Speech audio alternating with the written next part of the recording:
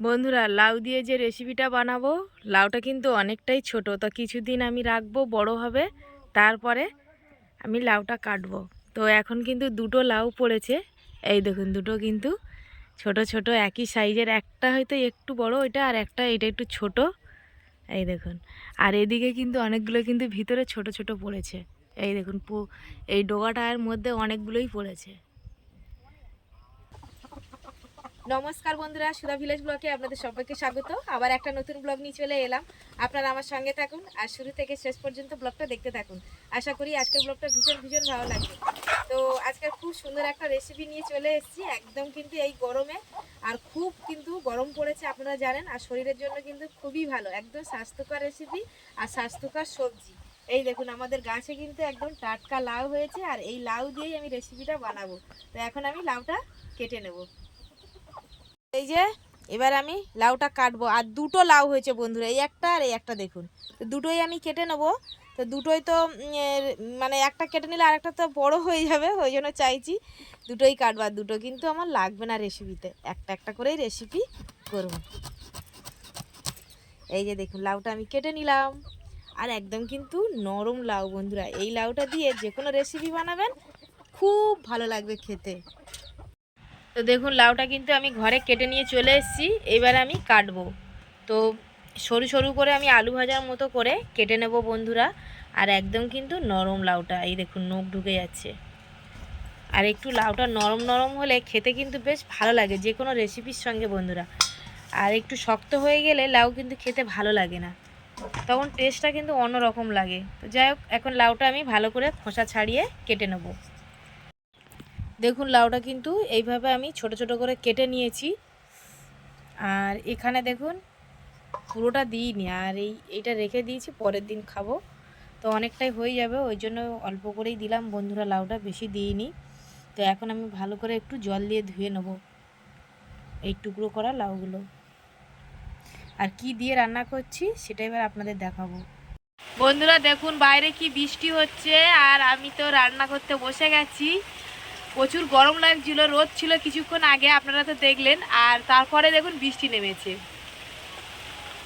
দেখুন, কাটা লাউগুলো আমি কিন্তু ধুয়ে পরিষ্কার করে নিয়েছি। আর কি কি নিয়েছি এখানে দেখুন। এবারে আমি এখানে মৌরলা মাছ দিয়েই কিন্তু লাউটা বানাবো বন্ধুরা। আপনারা যে কোনো মাছ দিয়েও বানাতে পারেন, বা আমি নিরামিষভাবেও বানাতে পারেন। তো আমি কিন্তু এই মৌরলা মাছ দিয়েই বানাচ্ছি। আর এখানে নিয়েছি কুচনো পেঁয়াজ, আর কয়েকটা কাঁচা লঙ্কা নিয়েছি, একটু ঝাল ঝাল মতো করে বানাবো।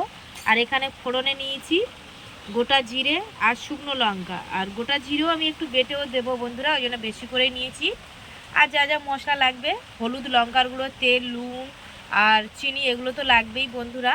তার জন্য আমি আর নিলাম না। তো যখন রেসিপিতে আমি দেবো তখন আপনাদের দেখাবো কি কি মশলাগুলো আরও দিচ্ছি। তো এখন আমি প্রথমে মাছটা ভেজে নেব।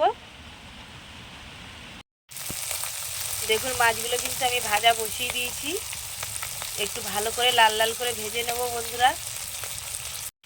দেখুন, মাছগুলো কিন্তু ভালো করে ভেজে নিয়েছি।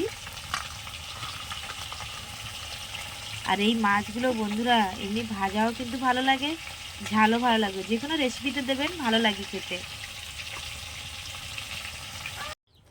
তো মাছ ভাজা যে তেলটা ছিল, সেই তেলের মধ্যেই আমি কুচনো পেঁয়াজ দিয়ে দিলাম, আর একটু গোটা জিরে আর শুকনো লঙ্কা দিয়ে দিচ্ছি। তার সঙ্গে একটু তেজপাতা দিয়ে দিলাম। এটা একটু ভালো করে আমি ভেজে নেব, নিয়ে তারপর লাউটা দেবো। দেখুন, একটু ভাজা ভাজা হয়ে গেছে। এবার আমি দিয়ে দেবো লাউটা।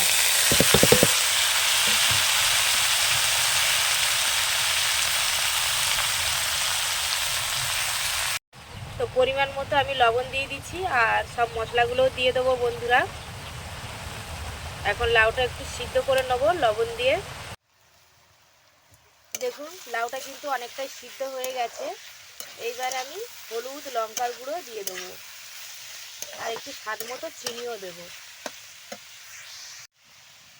তো দেখুন, আমি কিন্তু লবণ, হলুদ, লঙ্কার গুঁড়ো সবই কিন্তু দিয়ে দিলাম। এবার একটু স্বাদ মতো চিনি দিয়ে দিচ্ছি।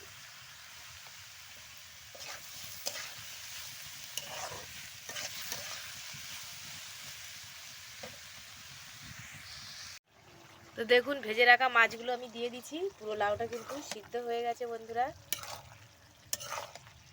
আর আমার ফোনে ক্যামেরা করতে করতে পুরো একদম চার্জ শেষ বন্ধুরা। তো এখন একটু বৃষ্টি হয়েছে যার জন্য কারেন্ট নেই, ওই জন্য আমি অন্য ফোন থেকে ভিডিওটা করছি। প্লিজ একটু ভিডিওটা আপনারা মানিয়ে নিয়ে দেখবেন। তো হয়তো ছবিটা একটু অপরিষ্কার আসছে এই ক্যামেরাটায়। তো ভাজা মাছগুলো আমি দিয়ে দিচ্ছি আর দিয়ে দেবো একটু জিরে বাটা দিয়ে দিলাম, দিয়ে এবার আমি নামিয়ে নেব।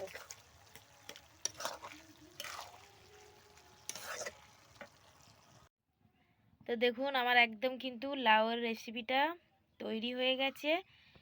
মোরলা মাছ দিয়ে লাউ, আর এই গরমে তো লাগবে খেতে বন্ধুরা স্বাস্থ্যের জন্য। তো কেমন লাগলো আমার রেসিপিটা অবশ্যই কমেন্টে জানাবেন বন্ধুরা।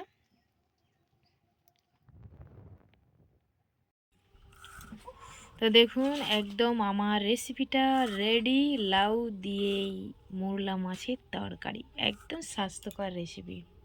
তো পুরো রেডি হয়ে গেছে, এবার আমরা খাবো সবাই। আর আপনারাও চলে আসুন কে কে লাউ পছন্দ করেন। আর যে সমস্ত বন্ধুরা আমার নতুন আসছেন তাদের অসংখ্য ধন্যবাদ, পুরনো বন্ধুদের জন্য অফুরন্ত ভালোবাসা।